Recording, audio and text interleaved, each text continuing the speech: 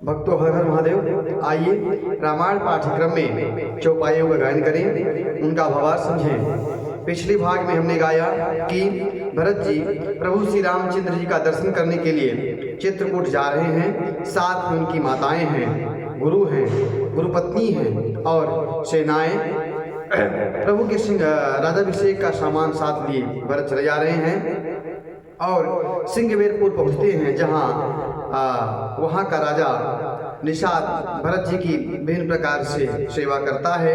और इसके बाद भरत जी माताओं सहित गंगा नदी पार करते हैं। आइए आगे क्रम में हम जो उपायों का गायन करें और उनका भावार्थ समझें। कथा अच्छी लगे तो यूट्यूब चैनल को सब्सक्राइब करें, शेयर करें, जय श्री राम कमेंट जरूर करें। आइए शुरू करते हैं कि यऊ निषाद नाथ अगुवाई, मातु पाल की सकल चलाई, साथ बुलाई भाई लघु दीन्हा, विप्रन सहित गवन गुरु कीन्हा।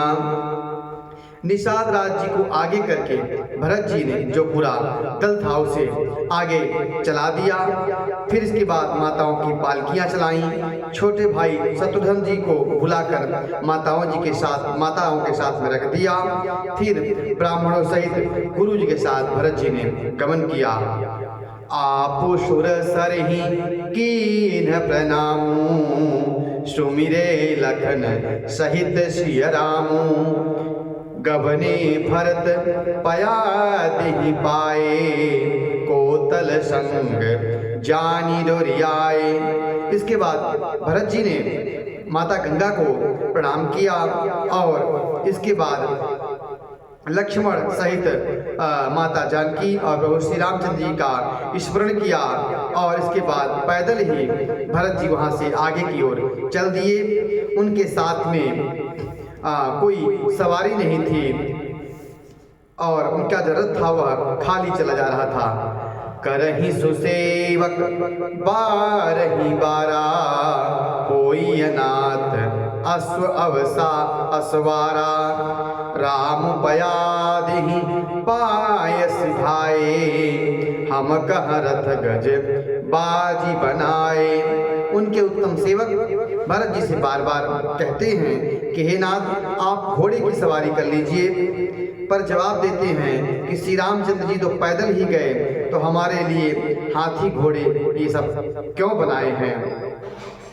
सिर भर जाओ उचित यस मोरा, सबते सेवक धर्म कठोरा, देखी भरत गति सुने मृदुबानी, सब सेवक गण गरहि गलानी। मुझे उचित तो ऐसा है कि सिर के बल चल कर जाऊं, सेवक का धर्म सबसे कठिन होता है। भरत जी की दशा देखकर और कोमल वाणी सुनकर सब सेवक गण जो है वह ग्लानि के मारे गले जा रहे हैं, उनके हृदय में विषाद हो रहा है। भरत तीसरे पहर कह, कीन प्रवेश प्रयाग, कहत राम सिय उमगी उमगी अनुराग। भरत जी सीताराम कहते हुए प्रेम से उनका जो हृदय है वह प्रफुल्लित होता है। और इस प्रकार तीसरे प्रहर भरत जी प्रयाग में प्रवेश किए। झलका झलकत पायन कैसे, पंकज कोश ओश कन जैसे, भरत पयादिहि आए आजू, भयउ दुखित सुनी सकल समाजू। और उनके पैरों में फोले पड़ गए हैं और छाले पड़ गए हैं, जैसे ओस की बूंदें पत्तों पर चमकती हैं, उसी प्रकार जैसे भरत जी के पैरों में जो छाले पड़ रहे हैं वह चमक रहे हैं। और जब यह पूरे समाज ने सुना कि भरत जी आज पैदल ही चलकर आए हैं, तो सबको ग्लानि हुई, पूरा समाज दुखी हुआ, क्योंकि उस बार तो माता जी ने जिद करके भरत जी को पालकी में रथ में चढ़ा दिया था, लेकिन इस बार भरत जी ने माताओं को शत्रुघ्न जी के साथ निषाद राज की अगुवानी में आगे ही भेज दिया और वह पीछे पीछे आ रहे थे। तो जब उन्होंने सुना कि भरत जी आज पैदल ही आए हैं तो यह सुनकर सबको काफी कष्ट हुआ। खबर लीन सब लोग नहाए, कीन्ही प्रणाम त्रिवेणी ही आए। सबिधि सीता सित नीर नहाने, दिए दान मही सुरसन माने। जब भरत जी ने सबका पता पा लिया कि सब लोग स्नान कर चुके हैं, तब त्रिवेणी आकर उन्होंने प्रणाम किया और विधि पूर्वक गंगा यमुना में श्वेत और जल में स्नान किया और ब्राह्मणों को दान देकर उनका सम्मान किया। देखत श्यामल धवल हलोरे, पुलक शरीर भरत कर जोरे। सकल काम प्रद तीर्थ राऊ, वेद विदित जग प्रगट प्रभाऊ। श्याम और सफेद यमुना जी की लहरों को, गंगा जी की जो लहरें हैं वह धवल सफेद हैं और जो माता यमुना की लहरें हैं वह श्याम काली वर्ण की लहरें हैं। लहरों को देखकर भरत जी का जो शरीर है वह पुलकित हो जाता है और हाथ जोड़कर कहा, हे तीर्थराज, आप समस्त कामनाओं को पूर्ण करने वाले हैं। आपका प्रभाव वेदों में प्रसिद्ध और संसार में प्रकट है। मागऊ भीख त्यागी निज धर्मु, आरत काहन करई कुकर्मु। असजिय जानी सुजान सुदानी, सकल करही जग जाचक पानी। भरत जी कहते हैं, यद्यपि क्षत्रिय का धर्म मांगना नहीं है, पर मैं अपने धर्म का त्याग करके आपसे मांगता हूँ, क्योंकि जो आर्त व्यक्ति होता है वह संसार में कुकर्म क्यों नहीं कर सकता, वह कुकर्म भी कर सकता है। ऐसा जानकर, ऐसा हृदय में जान कर उत्तम दानी जगत में मांगने वाले की वाणी को सफल किया करते हैं। आप ही वैसा कीजिए जैसा मैं आपसे मांगता हूँ। अर्थ न धर्म न काम रुचि, गति न चहूँ निर्माण। अर्थ न धर्म न काम रुचि, गति न चहूँ निर्वाण।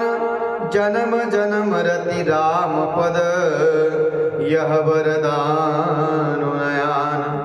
भरत जी ने बहुत ही अच्छा वरदान तीर्थराज प्रयाग से मांगा और कहते हैं कि मेरी रुचि धर्म में नहीं है, मेरी रुचि अर्थ में नहीं है, और न मैं काम का इच्छा करता हूँ और न मैं मोक्ष ही चाहता हूँ। मैं जन्मों जन्म जब भी मेरा जन्म हो, जहाँ भी मेरा जन्म हो, तो बस मुझे श्री रामचंद्र के चरणों में प्रेम हो और मैं आपसे यही वरदान मांगता हूँ और दूसरा नहीं। इस प्रकार भरत जी तीर्थराज प्रयाग से ऐसा आशीर्वाद, ऐसा वरदान मांगते हैं।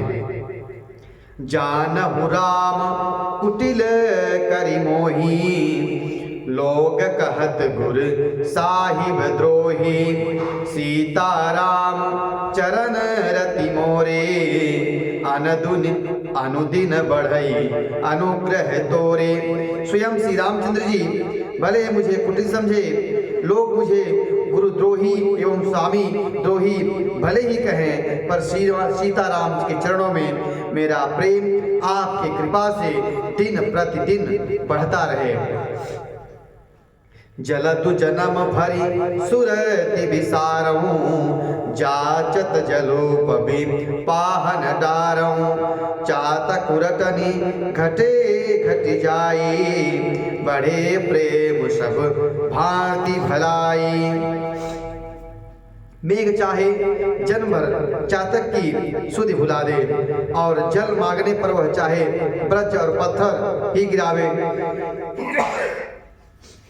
पर चातक की रटने में जो बात ही घट जाए उसकी प्रेम तो बढ़ने से ही हर तरह भलाई है। कन कही बान चढ़ई जिमिदाहे, तिम प्रियतम पद नेम निबाहे। भरत बचन सुनी माझ त्रिवेणी, भय मृदु बानी सुमंगल देनी। जैसे तपाने पर सोने पर चमक आती है, वैसे ही प्रीतम के चरणों में प्रेम का नियम निभाने से प्रेमी सेवक का गौरव बढ़ जाता है। भरत जी के वचन सुनकर त्रिवेणी में सुंदर मंगल देने वाली कोमलवाणी हुई। तात भरत तुम सब विधि साधु, राम चरण अनुराग अगाधु।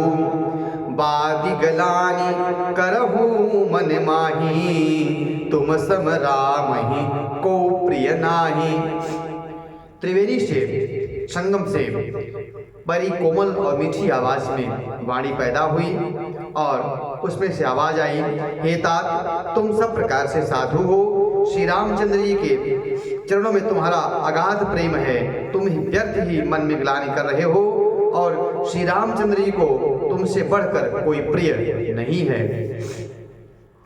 तना पुल के ही हरसि सुनी, बेनी बचन अनुकूल। भरत धन्य कहि धन्य सुर, हर्षित बर सही फूल। त्रिवेणी जी के अनुकूल वचन सुनकर भरत जी का शरीर पुलकित हो गया और आकाश से देवता इस प्रकार की बातें सुनकर हर्षित हो रहे हैं और आकाश से पुष्पों की वर्षा कर रहे हैं। आज की कथा यहीं तक। कथा अच्छी लगी हो तो YouTube चैनल को सब्सक्राइब जरूर करें, शेयर करें, जय श्री राम कमेंट करें। हर हर महादेव।